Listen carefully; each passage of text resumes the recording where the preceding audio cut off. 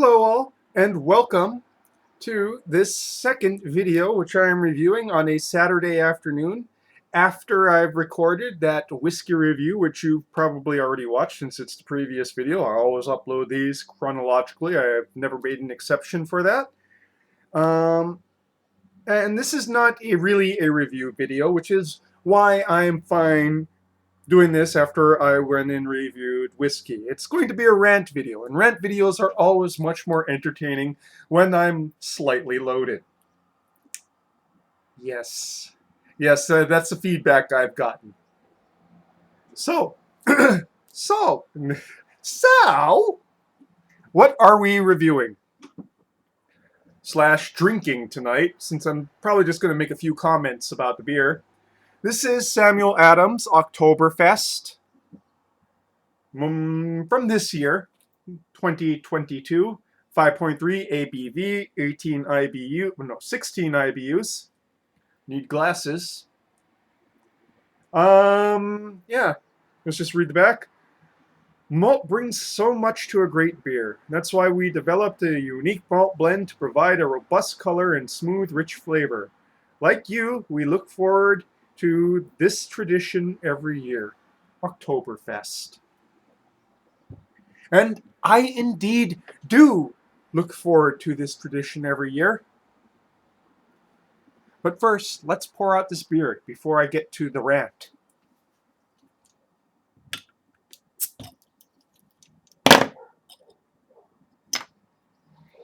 And after this is going to be dinner, of course.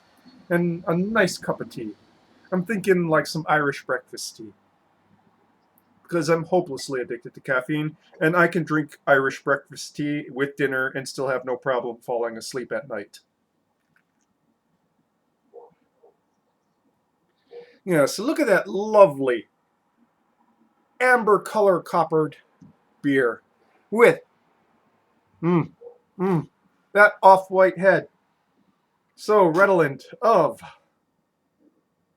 grainy malts and brown bread. Like this. Look, I have a demonstration of brown bread.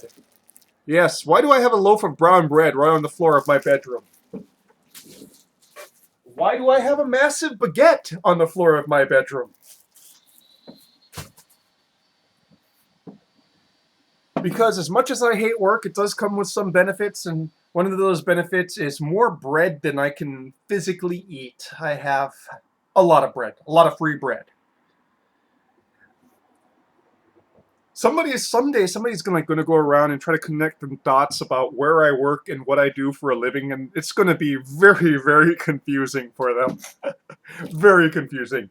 Okay, so he works for the government and something that's really bureaucratic. He spends a lot of time outdoors. He hates his job and he gets free bread. What does this man do for a living?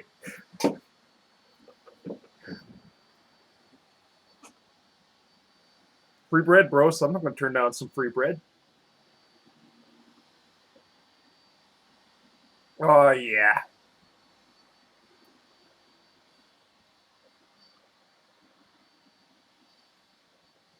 Give me that sweet malty goodness, friends.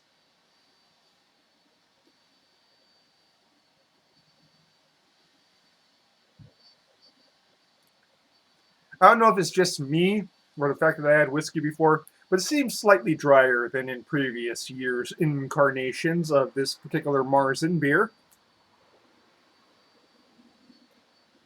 Again, mostly that malt show. Brown bread, like that rye, pimpernickel rye loaf that I held up there.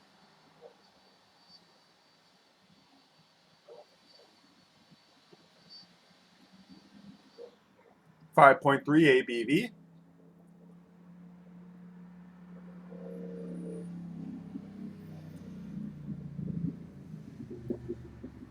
And of the widely distributed American Marzens, this is probably the lowest hopped.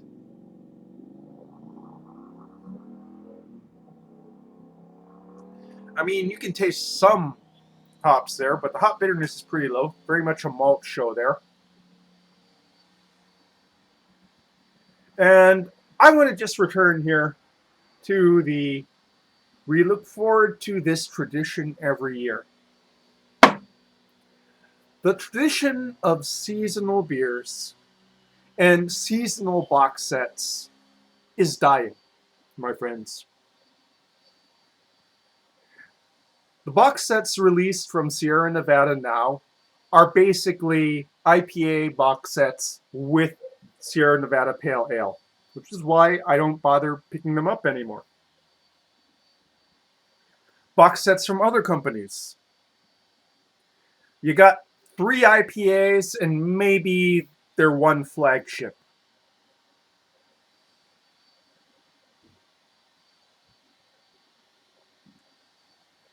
Oktoberfest beers, being essentially Marzens, followed by Weissens, or Wiesens, I'm not sure how you pronounce it, but basically fest beers, as we call them in English, are becoming harder and harder to find. I have this because my dad gave me a bottle. All the Sam Adams Octoberfest sold out well before the beginning of October. And yes, I know Oktoberfest starts around the middle of September in Bavaria. But yeah, it's October 1st. I wanted to go and drink an Oktoberfest beer on October 1st. So here we are today. What can I find for Oktoberfest beers? Well, this one was there. I didn't rush out and buy this, so I kind of missed out. My dad donated a couple bottles to me so I could make this video. I reviewed the Oktoberfest from Firestone Walker. There is the Spaten Marzen, Spaten Oktoberfest beer, which is year-round, really. I'll give them that is very well distributed. So it's still on the shelves at the places I usually buy beer. And there is a Breckenridge brewery, which sells like the keg style.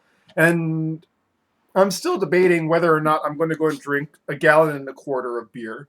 Because once you tap that thing, there's no putting it back in the refrigerator.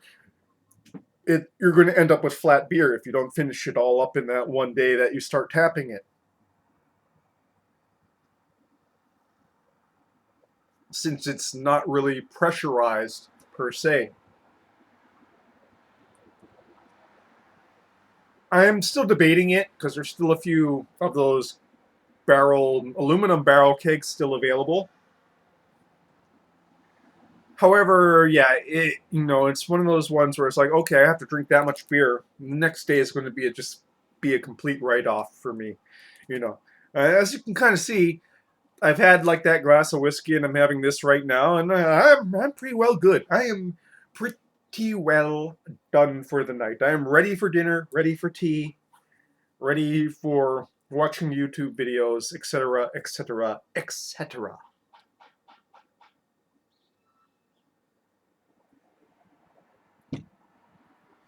But that's all we got for Oktoberfest.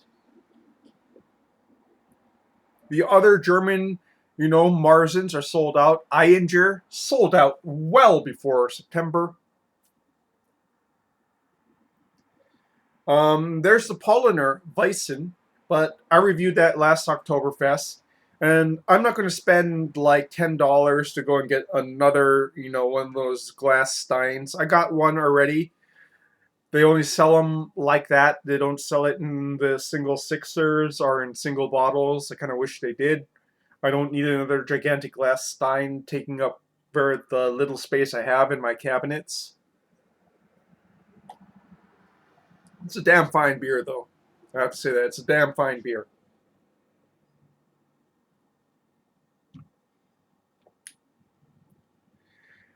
But, yeah.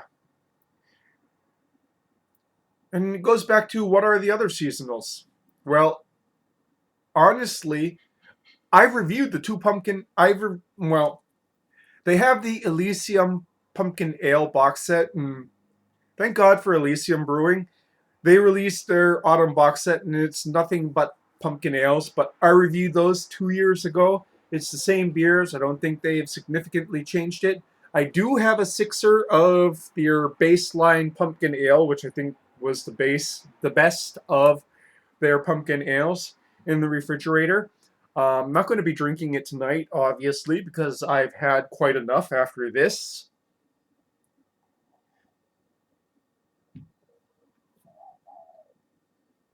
And the Atomic Pumpkin review, from Voodoo Ranger.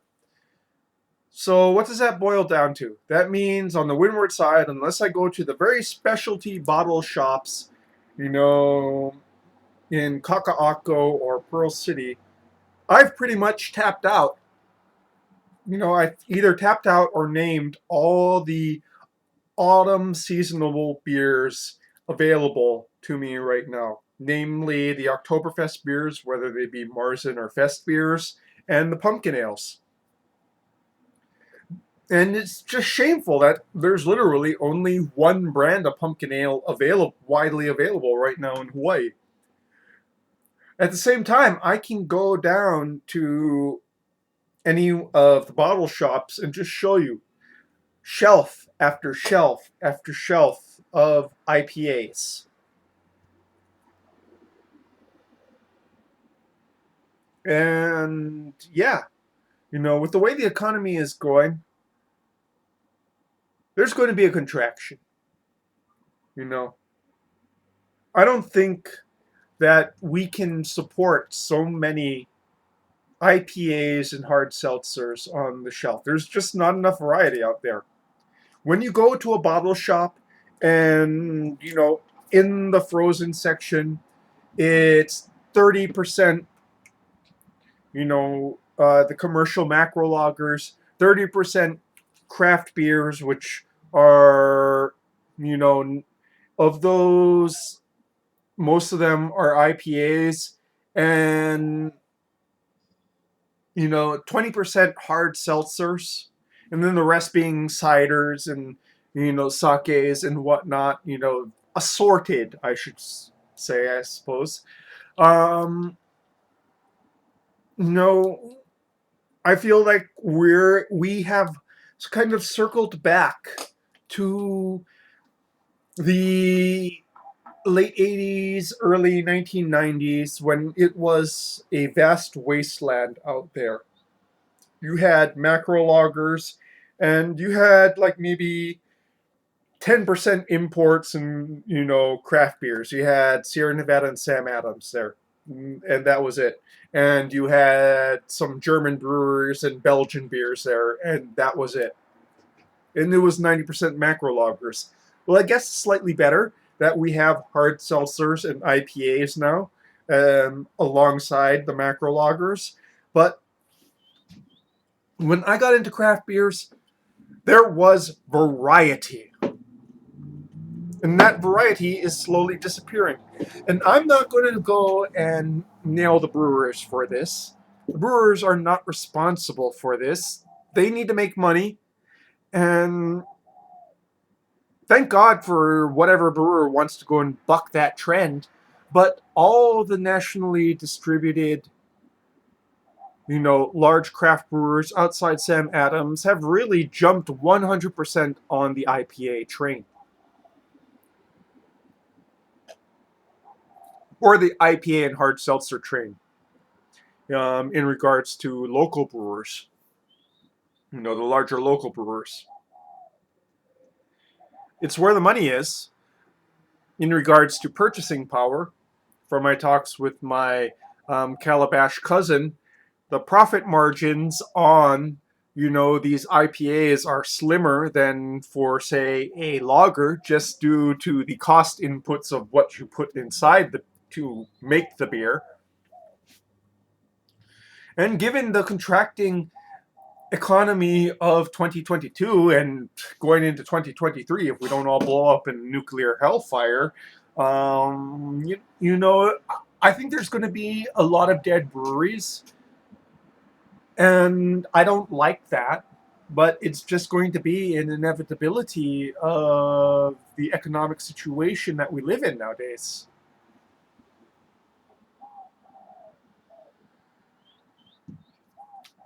Who will survive?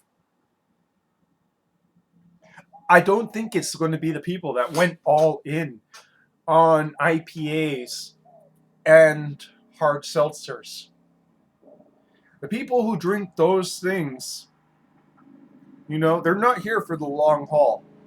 They're not like me. They're not like people who live on an extremely limited budget, who basically put aside a small sliver of that just to go and have an alcoholic beverage to drink. You know, that's going to be the market that contracts the most. And I think they're actually going to contract more than the macro loggers, because macro loggers being the cheapest on the market, that's what the hardcore alcoholics are going to drink, and it's going to be what, for lack of a better word, the normies kind of resort to when they want to drink beer. So I think that hard seltzers are going to become basically a summer beverage where they really fit. There's no real space for hard seltzer. You don't want to drink something without character and that's purely just refreshing during the cold winter months. Sure, here in Hawaii maybe you will, but not in, Wisconsin. You want something with a bit more oomph to it. And I think with, going all in on IPAs, you're going in on a fickle market. There's going to be, even if 75% of the drinkers are into IPAs, if 90% of the craft beer market is IPAs, that leaves more space for the people who aren't looking for IPAs, who are looking for something different, something maybe more sessionable, something with a different flavor and taste profile, or what have you.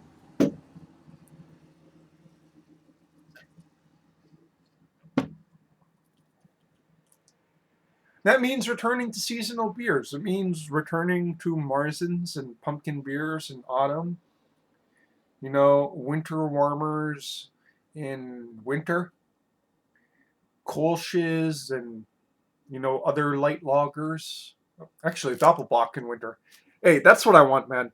I want a good ass Doppelbock, man. I want me a wonderful freaking Doppelbock in December. They stopped making, the Optimator. They stopped selling the Optimator Doppelbock here in Hawaii. That's just heresy, my friends. That's just pure, unadulterated heresy. You should be drinking a Doppelbock in December. Trust me on this. Even in Hawaii, drink a Doppelbock. It's a damn good beer style, and not enough people are drinking it. To the point where I don't think I could find a Doppelbock even in December in Hawaii now. I reviewed Doppelbocks years ago, 2015, 2014. There's about 3 or 4 of them there. Kind of wish I reviewed them all instead of just 1 or 2, but you don't find those anymore. They've been pushed out of the shelf space. There's only so much shelf space. Kimura's is the same size as it was in 2013, 2014. Foodland is the same size, 2013, 2014. That they have the same amount of, refrigerated space. But there's more beers, but less style variety.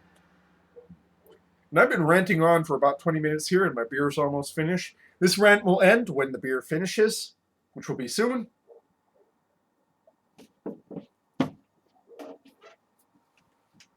Oh, love that malty goodness. Something other that's more than just pure hops or no character whatsoever, i.e. a macro lager or a hard seltzer.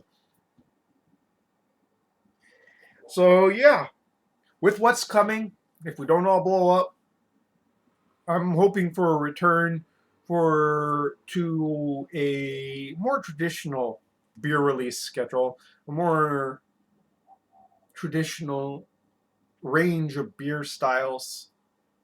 I'm hoping for it. I can't predict it. I'm hoping for it.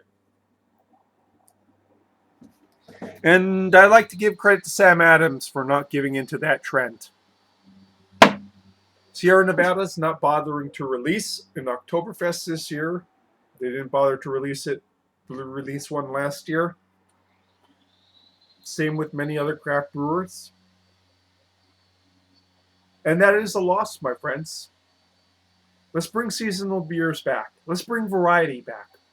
Let's bring all of the old styles back, and let's explore lost styles. You know, I've never tried a Polish style smoked beer. I know they exist. You know, the Polish equivalent of a Rush beer. I'd love to go and try that. But in the current beer environment, that's not going to be released. And in the current beer environment, I'm going to take a sip now because I think I'm just rambling on at this point. I want to finish this wonderful beer and make dinner. Actually make some tea first. Make some tea, then have dinner. Yeah, let's bring those back, guys. Let's bring the Marzens back. Bring the Fest beers back. That is my message to you. Please, please, brewers, let's do this. Let's bring variety back. That is your rant that went on for goddamn 20 minutes already. I hope it was at least slightly entertaining instead of me just hectoring and being repetitive. Cheers.